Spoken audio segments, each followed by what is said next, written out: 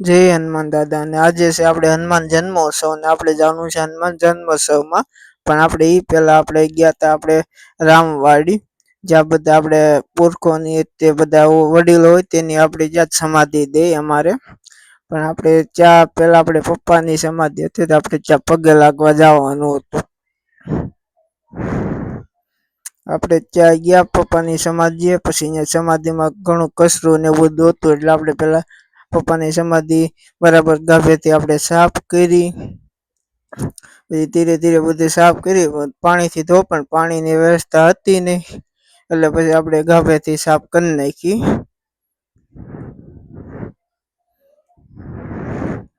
પછી આપણે અહીંયા આપણે પપ્પાની સમાધિ દીવો કરીને પગે લાગીને આપણે વહી ગયા હનુમાન જન્મોત્સવમાં.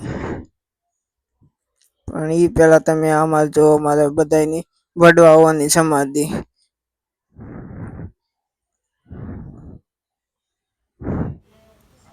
હવે આપણે જો પોગી ગયા છે હનુમાન જન્મોત્સવમાં. આપણે ગેટ છે, પછી અંદર જતા જતા અંદર ગયા તો અહીંયા બધા ભાષણ દેતા હતા અને બધાને સન્માન કરતા હતા દાતાઓની. પછી દાતાઓને સન્માન